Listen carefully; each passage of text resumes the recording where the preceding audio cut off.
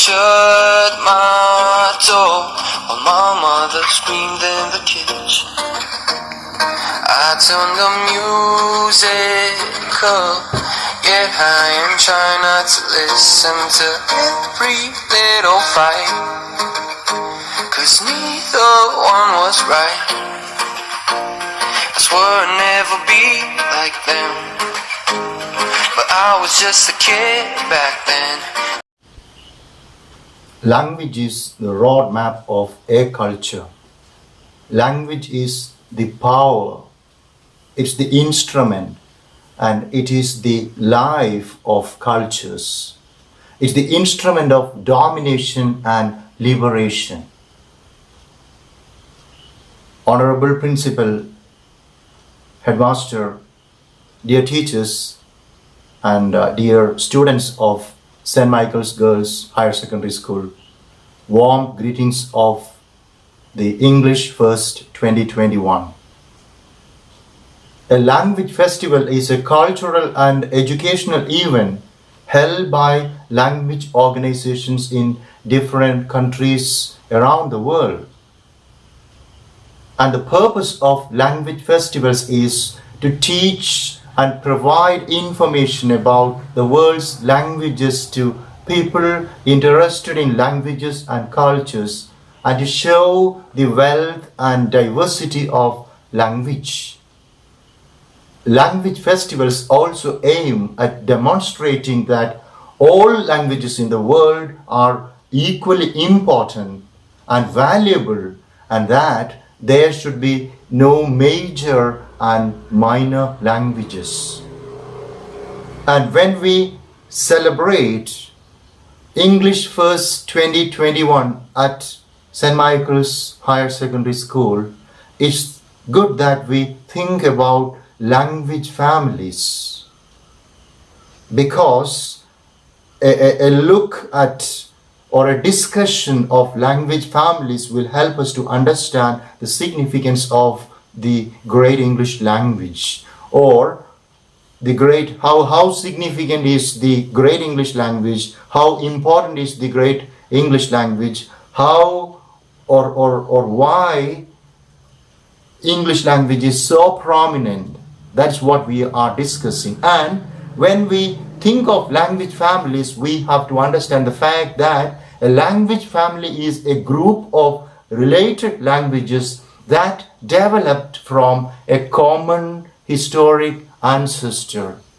And we have to look at a document which is like a lexicon or a dictionary, and the document I refer to or want to speak about at the moment is ethnologues. What is an ethnologue? An ethnologue is the ultimate source of information on the languages of the world. Based on the 22nd edition of the 2019 edition of the ethnologue, there are 7,111 languages in the world. That is 7,111 living languages. So when I say 7,111 living languages, we need to keep in mind the fact that there are dead languages as well. Or we have to, of course, think of three types of languages: living languages, dying languages, and dead languages. So, as speakers of different languages, we have the responsibility to nurture and protect, nurture, protect, and preserve the languages we use. And now let's look at the history of the English language. We know English language has a lot of significance because English language is a linked language. It's also a global language, because in a country like India, where we have numerous languages, the Constitution of India is, of course, approving maybe close to 30 languages. But we have, of course, many other languages in a country like India, which is, of course, a polyglot country. India is a polyglot country where we have multiple languages. And so far as people in India, the largest democracy is concerned, we need a linked language because people in the south, like in Kerala, use Malayalam, or Tamil Nadu, Karnataka, Andhra Pradesh. All right, we know we have lots of states here, and of course we have different languages in the south, in the north, in the west, and the east. And it's very difficult normally for a Malayali or a Tamilian or somebody in Meghalaya or Kashmir to, of course, interact with people in the other direction of the subcontinent of India. So we say English is a linked language because people in Kerala who can use English can, of course, speak to those people in Kashmir or in Gujarat or in Manipur or Meghalaya or Sikkim. If they know English, of course, communication is possible. So we say English is a linked language and it has a lot of significance in our country. So also when we go outside India, of course, this is the time of globalization and there is so much of interaction, migrations, immigrations, all that is taking place, and Indians or Asians can communicate with people in America, in Europe, Australia, Canada, or anywhere in the seven continents. So we say that English is a global language, and the significance of English is very important. Although English is one of the youngest languages of the world. It is one of the youngest languages. I repeat that it is one of the youngest languages of the world, and we understand that it is, of course, one of the language families. Like there are 147 language families. I said 7,111 languages all over the world, and all these languages come under 147 language families, and the English language come under what is called the Indo-European family of languages. Under the Indo-European family of languages, we have the West Germanic, East Germanic, and the North Germanic, and English language is a daughter language of the West Germanic.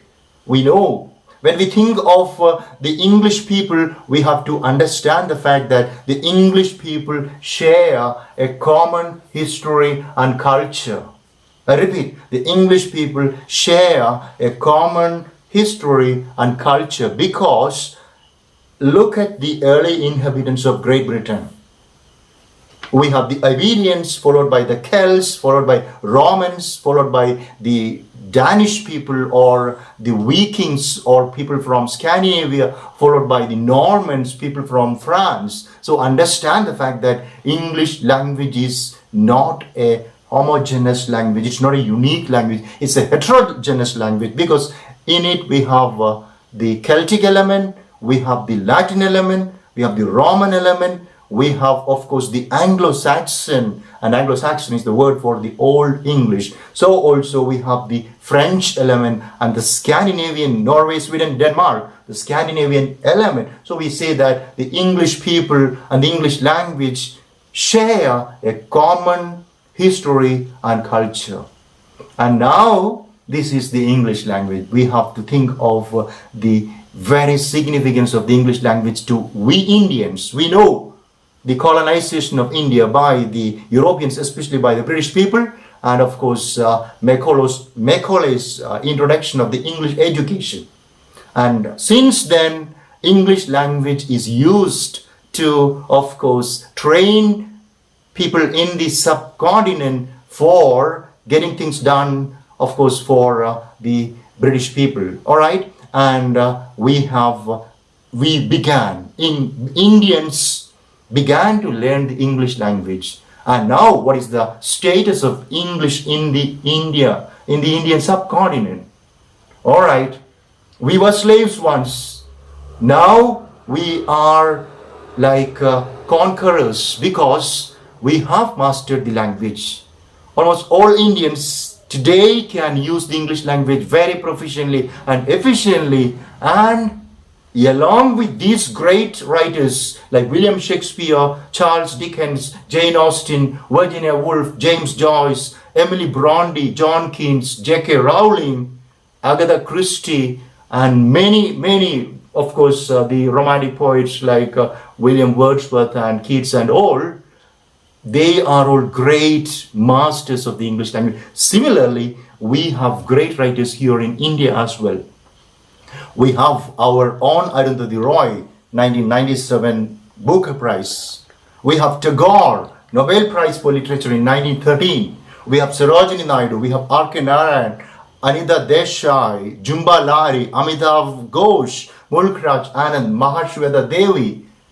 A lot of great writers, and we also have our own writers from Kerala. We have ONV, we have Sugata Kumari, we have Mugundan, we have M.T. Vasudevan Nair, we have O.V. Vijayan. All right, a number, we have of course Benjamin, we have Sarah Joseph, a lot of great writers from our own Kerala.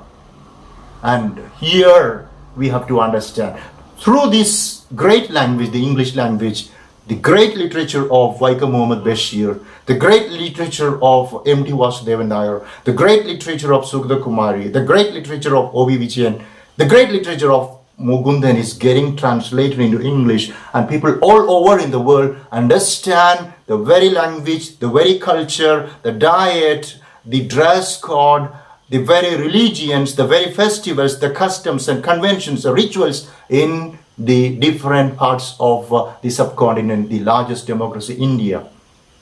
And now, I congratulate each of you in St. Michael's Higher Secondary School, because you have really understood the significance of this great language, the English language, the lingua language, the global language, and you are celebrating the English language because you have the English first from 1st October to 10th October, 10 days of festival, English first. Wonderful. I congratulate each of you, the principal, the headmaster, the teachers of English there, so also the very office bearers of the English Club. Congratulations to each of you, and I'm so happy to know the fact that you are organizing a number of 20 plus competitions.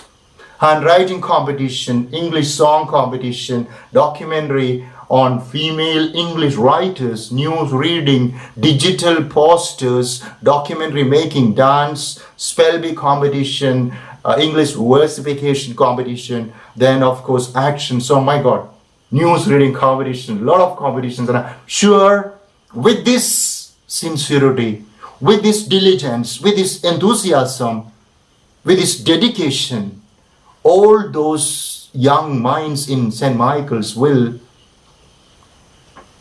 become one with the great English language.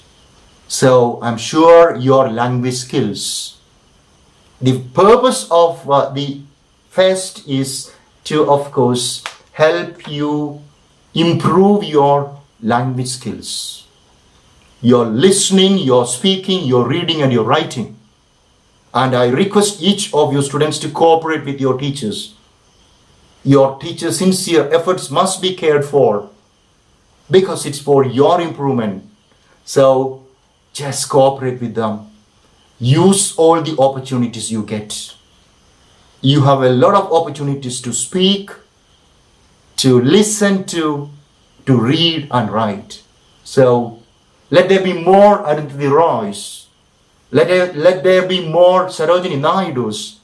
Let there be more Salman Rushdis, and of course Amitav Ghosh's, and great writers and singers and painters, and all from our own Kerala, our India. So once again, I congratulate each of you in St. Michael's Girls Higher Secondary School. I congratulate the teachers there, all the office bearers of the English Club. I congratulate all the students who participate in all the competitions. Remember, winning is not the big issue. The issue is participating. Participate, and your participation is giving you a lot of confidence. All right? and participate in everything, accept all the opportunities, be a winner, be a leader, be a topper, and lead your family, lead your society, lead the country, lead the world. I conclude my words. May God bless you all. Thank you very much for this opportunity. I'm so glad that I could just share my opinion, my ideas with you. May you have wonderful days ahead. May you have very prosperous and successful and peaceful and happy future. Thank you all. Bye-bye.